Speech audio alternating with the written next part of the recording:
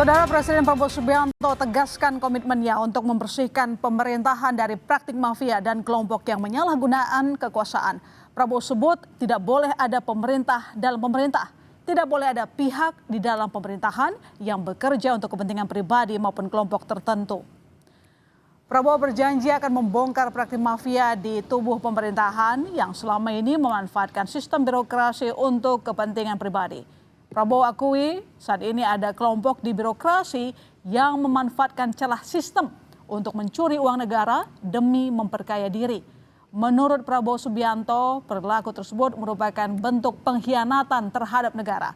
Prabowo tegaskan akan membongkar praktik tersebut sampai ke akar-akarnya. Kami haturkan terima kasih kepada yang terhormat Bapak Presiden. Dan tidak boleh ada pemerintah dalam pemerintah. Tidak boleh ada mafia dalam pemerintahan. Tidak boleh ada orang pinter yang berada di dalam pemerintahan merasa dia bisa mengakali pemimpin politik, mengakali rakyat. Karena saya memperhatikan ada mereka-mereka yang bercokol menggunakan sistem untuk mencuri uang rakyat, uang negara. Ini harus kita bongkar sampai akar-akarnya. Presiden Prabowo Subianto sebut tidak boleh ada pemerintah dalam pemerintah. Siapa yang dimaksud pemerintah dalam pemerintah oleh Presiden? Kita ulas bersama politisi Partai Gerindra Hendal Marantoko dan Direktur Eksekutif Carta Politika Yunarto Wijaya. Selamat sore Mas Yunarto, selamat sore Mas Hendar Sam. Selamat sore. Ya, terima kasih telah bergabung. Saya langsung ke Mas Yunarto dulu. Kata Presiden. Saya dulu malah. Ya, tidak boleh ada pemerintah dalam pemerintahan. Siapa yang dimaksud Presiden? Siapa kelompok atau mafia yang menyalahgunakan kekuasaan untuk kepentingan pribadi? Iya, artinya kan memang ini definisi dari dia yang membuat aturan sendiri. Dari yang seharusnya hanya dibuat satu atap, satu pintu oleh pemerintah. Sehingga kemudian menyebabkan celah-celah itu terbuka. Kerugian negara terjadi, kong kali kong terjadi. Siapa yang dimaksud oleh Pak Prabowo, kita tunggu Pak Prabowo secepat-cepatnya. Ketika kemudian Pak Prabowo sudah menyebutkan ada, dan saya tahu, ya harusnya itu ditindaklanjuti. Kita tinggal menunggu, saya nggak berani berspekulasi. Contoh, tapi memang kalau kita lihat misalnya ya, keberanian Pak Prabowo dalam konteks misalnya membuat Perpres nomor 5 tahun 2025. Satgas terkait dengan hutan misalnya. Yang kita tahu sudah berjalan terkait dengan kebun sawit, terkait dengan pertambangan. Sampai sekarang betul bahwa sudah ada sekitar mungkin 4 juta hektar yang kemudian diambil alih, lalu kemudian ada pengembalian aset juga, ada yang diberikan denda, itu hal yang positif kita apresiasi. Tapi kan ada hal yang lebih besar dibanding itu. Kalau kita bicara denda, pihak swasta kena membayar. Lahannya kemudian diambil. Pertanyaannya kan adalah, ini kan berarti selama puluhan tahun ada yang salah. Bukannya dalam konteks dimanfaatkan oleh swasta yang bandel loh. Tapi artinya ada sistem negara yang kemudian terbangun sebagai sistem yang kotor, sistem yang mengakali pemerintahan itu sendiri. Itu yang belum kita lihat dibongkar. Itu yang belum kita lihat kenapa kemudian selama puluhan tahun, selama bertahun-tahun membiarkan ada pemanfaatan hutan lindung yang ilegal.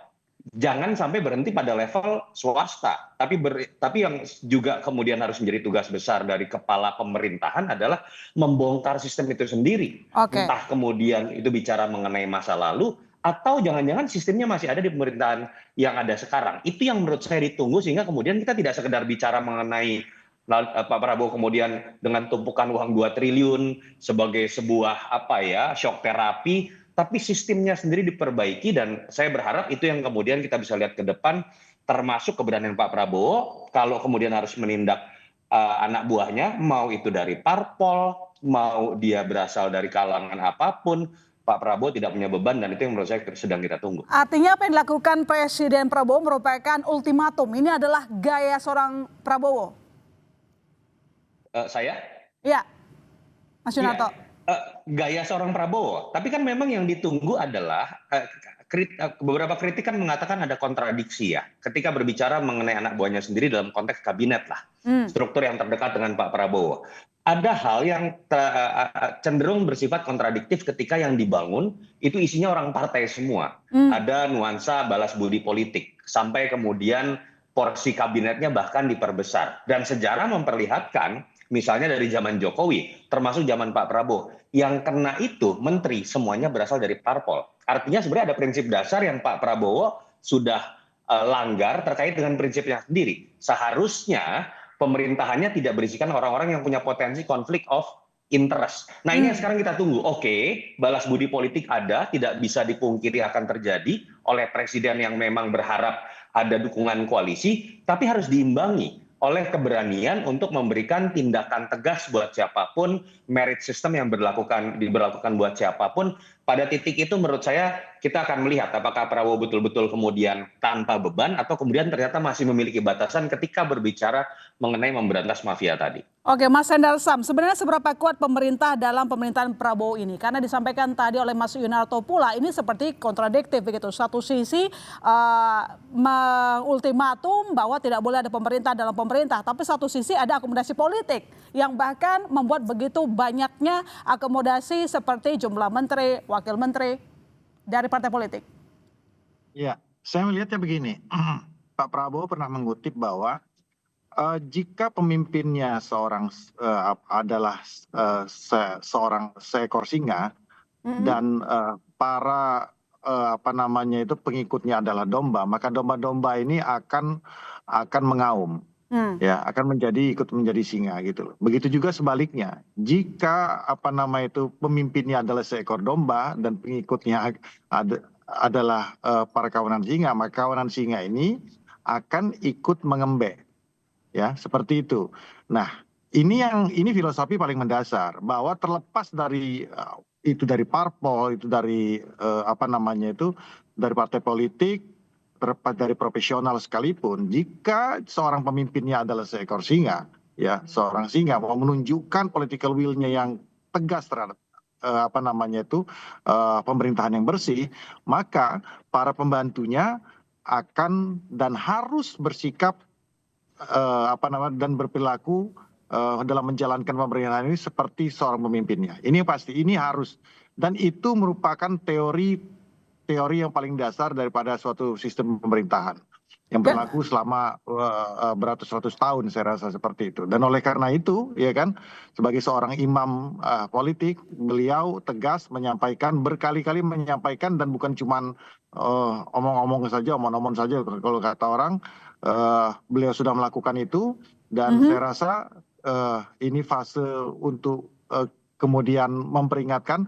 Makanya ada istilah idiom di luar mungkin agak sedikit kasar ya, kalau nggak bisa dibina ya dibinasakan, kan seperti itu. Beliau ingin membina supaya yang tanda kutip ya, mereka yang masih lembek-lembek ini yang ada di pemerintahan ini untuk tetap menjadi singa ya, untuk berubah menjadi singa seperti di situ ya, di dalam pemerintahannya. Dan itu yang saya kasih filosofi paling mendasar. Yang kedua memang ya, kita harus melihat apa yang dimaksud dari pemerintahan dalam pemerintahan, bagaimana sebenarnya praktek yang terjadi ya selama sebelum Pak Prabowo memerintah contohnya, dan mungkin ada beberapa aturan yang memang mengarah dan menguntungkan beberapa pihak ya, beberapa pihak yang kemudian ini kan sebenarnya kalau kita bicara masalah korupsi itu ada dua ya sebenarnya, korupsi yang konservatif, kedua memang kebijakan yang menguntungkan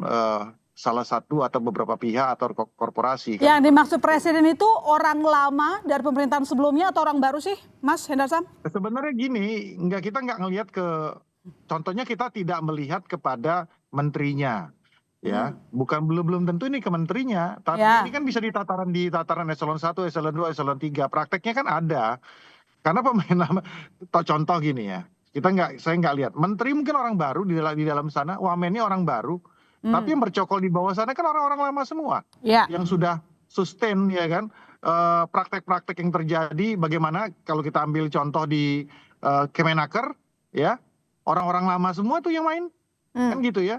di beberapa kementerian lain saya rasa begitu semua kok, begitu semua. Nah ini yang sudah disisir dan sudah diidentifikasi.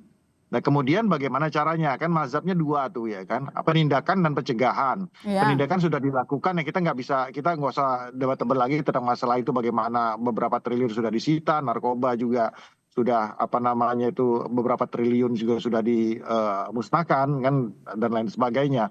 Begitu juga seperti disampaikan oleh Mas Toto tadi kan, di sektor perkebunan dan tambang.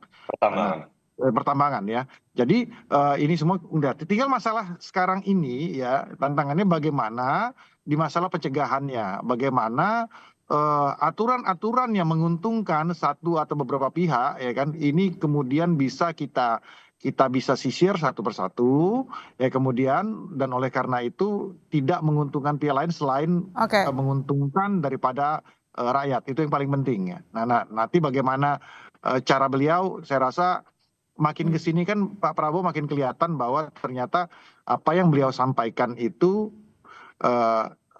kelihatan sangat strategi. Tadinya kan kulit-kulitnya aja nih ya kan, bahwa kita negara kaya, kemudian kita ada kebocoran secara makro seperti itu. Ternyata beliau bisa mengimplementasikannya itu ya.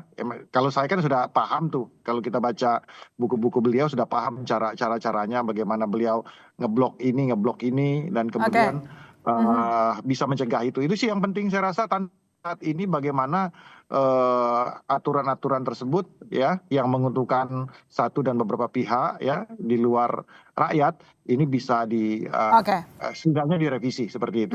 Mas Yunarto, seberapa yakin kita bahwa pemberantasan mafia yang disebut oleh Presiden Prabowo Subianto bisa benar-benar diselesaikan? Karena ini kan sudah mengakar ya tampaknya.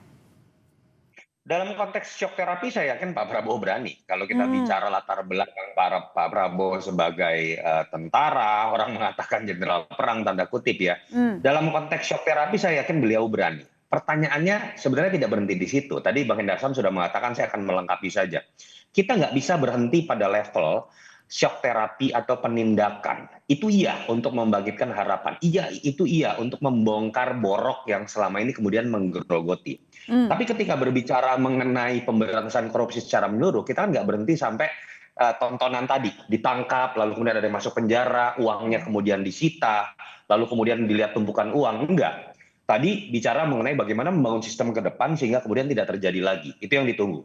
Yang ketiga, saya berikan contoh konkret deh. Misalnya ketika berbicara mengenai Satgas PKH, kita tidak berbicara mengenai ada uang yang dikembalikan, aset yang dikembalikan dalam jumlah banyak, tapi ada tugas yang sebenarnya sifatnya sistemik. Misalnya, ini akan diambil alih oleh Agrinas. Yang ditunggu ke depan adalah dalam proses bernegara dan bagaimana masyarakat banyak bisa menikmati, bagaimana kemudian bisa ditindaklanjuti. Agrinas ini bisa nggak menunjukkan ketika mengambil alih kawasan yang tadinya ilegal, kemudian dikelola oleh negara, akan lebih menguntungkan nggak?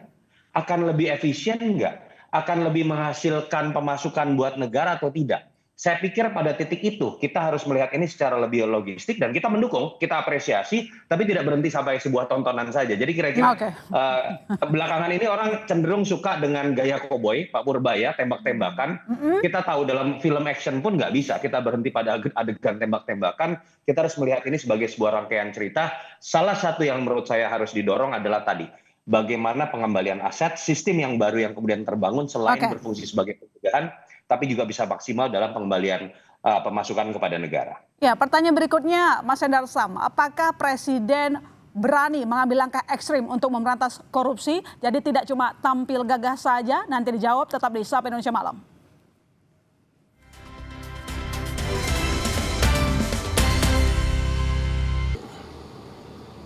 Jadi ini bagus, koreksi itu baik.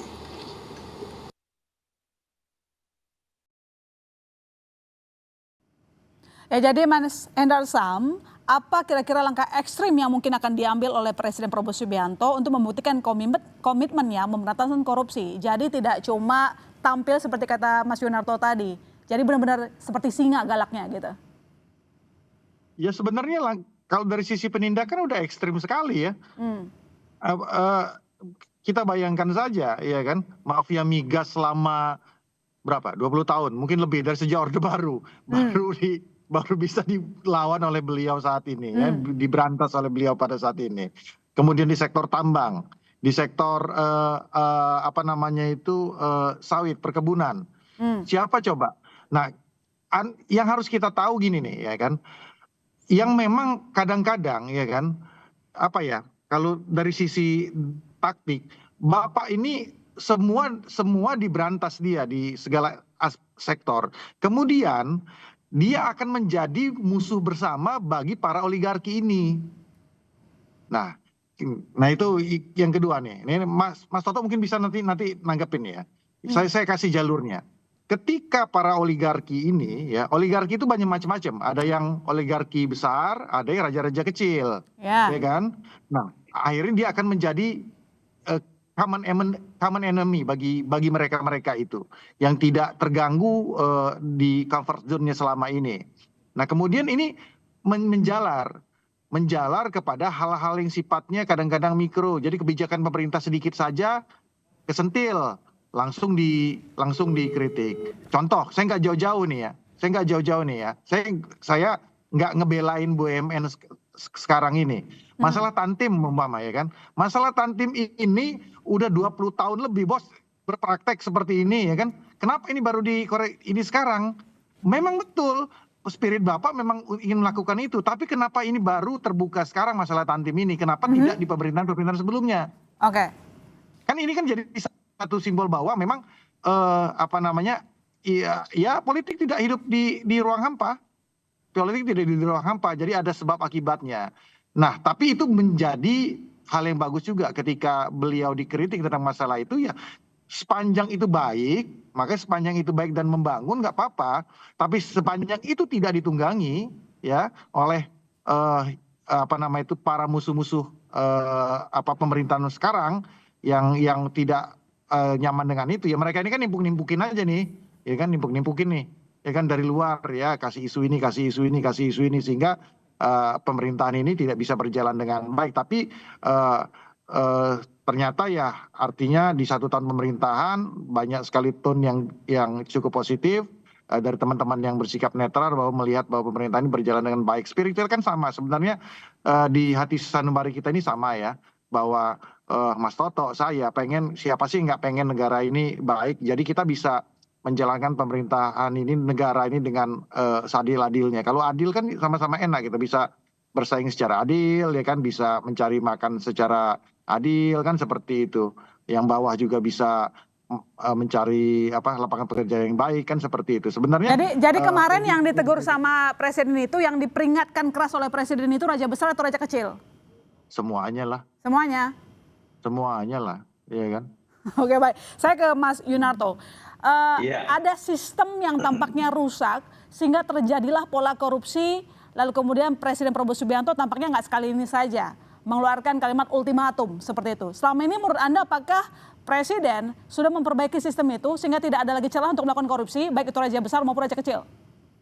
Niatnya ada, konsistensinya kita harus akui ada. Dulu bicara walaupun 2 kali kalah pemilu, bicara mengenai bocor, bicara mengenai uang negara yang hilang.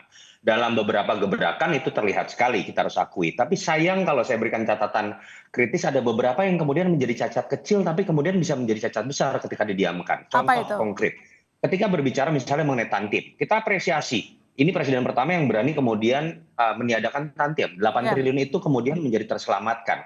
Tapi harusnya kan diikuti bahwa ketika kemudian ada sistem merit dalam penempatan komisaris yang seringkali dilanggar dalam konteks menempatkan orang-orang terdekat, masih ada beberapa catatan di situ. Kenapa nggak dibabras saja sekalian dalam konteks merit? Ketika berbicara mengenai reformasi birokrasi tanpa pandang bulu, merit system.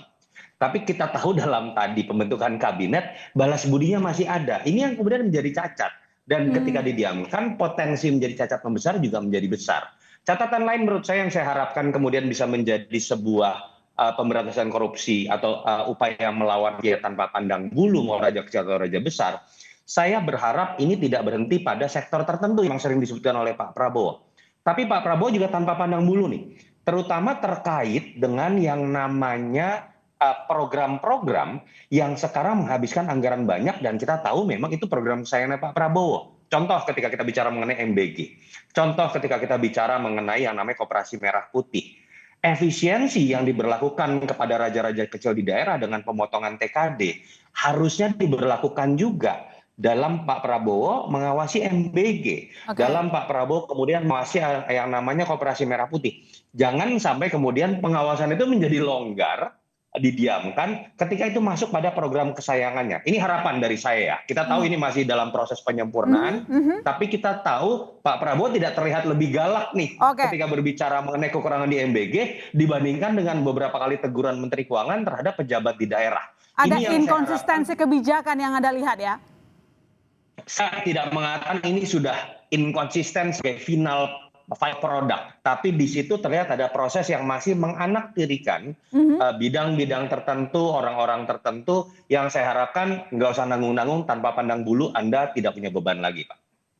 Baik, saya ke Mas Endar Sam. Selain kita bicara soal ada kekuasaan dalam kekuasaan dan pemerintah dalam pemerintah, kemarin kita lihat Presiden Prabowo Subianto juga curhat di depan publik bahwa tidak terima disebut otoriter. Kenapa kira-kira Presiden harus menyampaikan curhatan itu depan publik? Ada apa? Apa yang mengganggu? Sebenarnya kan gini, ini cuman gaya atau style pidato Pak Prabowo aja. Pak Prabowo ini kan orang belak-belakan sama aja dengan Pak Purbaya sebenarnya. Cuma Pak Purbaya kalau habis ngomong biasanya langsung senyum-senyum atau ketawa-ketawa kan gitu kan. Pak Prabowo kan enggak. Kalau gitu biasanya dia langsung ketok-ketok meja lah kan gitu kan. Cuman bedanya di situ aja. Sebenarnya kan stylish sebenarnya sama, belak-belakan apa adanya kan gitu, seperti itu. Tapi kan yang harus kita garis bawahi ya kan bahwa satu, adanya isu yang dilemparkan bahwa Pak Prabowo ini tidak mengetahui situasi di luar itu kan terbantahkan. Beliau tahu, beliau pantau semua itu media sosial. Jangan salah nih Mas Toto ngomong beliau pantau juga. Saya ngomong beliau pantau juga. Karena itu terkonfirmasi. Dia tahu kok saya ngomong apa, saya bicara apa, jadi beliau tahu persis, dia kontrol itu. Jadi nggak ada sama sekali katanya ada yang membarikade, ada portal ya kan, cuman satu pintu, nggak ada. Sekarang ini nggak bisa lagi seperti itu karena zamannya bukan zaman kita 20-30 tahun lalu, zaman media sosial beliau bisa akses semua kok ya kan. Beliau tinggal ketik dengan tabletnya selesai kan gitu, beliau menggunakan tablet itu. Jadi tidak ada. Yang kedua, sportivitas beliau itu kelihatan. Itu kan Pak Mahfud sendiri ngomong bahwa Pak Prabowo adalah orang yang sangat sportif. Bahwa dibilang otoriter sebagai seorang manusia, beliau melihat wah kayaknya apakah gue otoriter? Kayaknya enggak deh. Dia ya pasti ada kan perasaan itu, perasaan gue enggak otoriter. Tapi oke lah, gue refleksi diri. Kita lihat ke belakang, kalaupun memang ada coba saya lihat lah ya kan, tapi kayaknya enggak deh kan gitu kan. Tapi artinya apa, beliau bisa memilah mana yang sifatnya kritik membangun, mana yang sifatnya memang ofensif kan terhadap beliau kan, seperti itu. Jadi menerima masukan, sangat menerima masukan Pak Prabowo, karena beliau tentunya bekerja dikelilingi oleh orang-orang muda juga dan oleh orang-orang yang banyak, orang-orang profesional dan kompeten di bidangnya yang beliau dengar tuh masukan-masukannya. Jadi nggak ada itu semua itu satu satu narasi atau satu pemikiran bahwa dia ketika ini jalan dia harus jalan, nggak seperti itu. Bapak orang yang sangat fleksibel. Baik. Saya ke Mas Yunarto. Menurut Anda kepemimpinan Presiden Prabowo Subianto otoriter atau tidak? Lalu kenapa kira-kira Presiden curhat nggak mau, bahkan bilang dongkol, dibilang sebagai seorang pemimpin otoriter? Faktanya masa lalu beliau itu seringkali akhirnya dikaitkan dengan otoritarianisme. Karena beliau memang bagian dari Orde Baru, kita nggak bisa bantah. Itu yang kemudian juga menjadi faktor pembeda ketika ada pihak-pihak yang misalnya sulit menerima Pak Prabowo dengan beban masa lalu. Dan itu sesuatu yang harus dihadapi oleh Pak Prabowo ketika dia menjadi bagian dari Orde Baru. Ada beberapa portfolio yang kemudian dianggap abu-abu atau yang ada yang menganggap bahkan hitam. Dan itu hanya bisa dibuktikan lewat kepemimpinannya. Bagaimana kemudian beliau merespon kritik. Terus terang tetap ada beberapa statement beliau, saya tidak tahu, mungkin Bang Hendarsam akan mengatakan itu karena apa adanya, karena belak-belakan, yang cenderung tidak terlalu bisa diterima. Ketika misalnya berbicara mengenai dalam konteks kemarin kericuhan langsung lompat pada logika misalnya mengenai upaya makar, atau misalnya langsung berbicara mengenai antek asing, Dan kalau saya coba mengerti bahwa seorang tentara pendekatannya itu adalah kehati-hatian terhadap ancaman, sehingga memang kalimat yang keluar dari seorang Prabowo dengan latar belakang militer jenderal perang itu tidak sama frekuensinya dengan teman-teman dari masyarakat sipil. Tetapi ya saya harapkan Pak Prabowo juga beradaptasi dengan bagaimana respon dari masyarakat yang berbeda-beda latar belakangnya, dan Pak Prabowo harus menyadari juga dengan latar belakang dan portfolio yang mereka Prabowo miliki, effortnya memang harus lebih besar untuk membuktikan salah satu yang dituduhkan adalah otoriter. Jadi saya nggak bisa menjawab, waktu yang akan menjawab, dan saya berharap Pak Prabowo bisa menjawab semua tuduhan itu. Oke, Mas Endar Sam, Bisa, Presiden bisa apakah saya, sudah Pak? menyesuaikan diri Iya, untuk bisa saya memimpin secara tambahin. tidak otoriter? Iya, iya. Saya tambah gini. Kalau kita melihat ya memang benar seperti yang dikatakan Mas Toto tadi, karena background beliau ya kan, latar belakang militer beliau dengan apa namanya itu segala dinamika yang terjadi selama ini itu selalu dilekatkan dengan beliau. Tapi saya bisa garansi, saya ambil contoh seperti ini ya, di Partai Gerindra itu sangat sipil sekali. Itu satu, ya kan?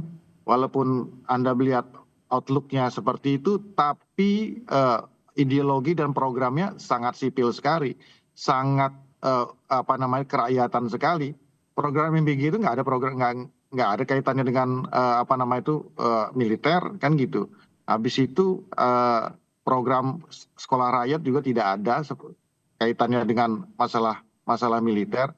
Habis itu contoh tangan kanan beliau kalau kita ketua harian Pak Dasko itu adalah lambang supremasi sipil daripada apa nama itu Partai Gerindra, partai yang beliau pimpin. Tangan kanan orang yang beliau dengar. Jadi nggak ada saya rasa ke arah sana. Nah kalaupun ada mungkin purnawirawan TNI apa namanya tentara yang ada di sana itu cuma ada di Dewan Pembina saja. Kemudian tidak menentukan arah kebijakan partai ke depan seperti itu. Kita bisa lihat kalau di susunan pengurus strukturalnya itu semua orang-orang sipil semua, nggak ada orang militer kan seperti itu. Dan boleh dicek lah ya.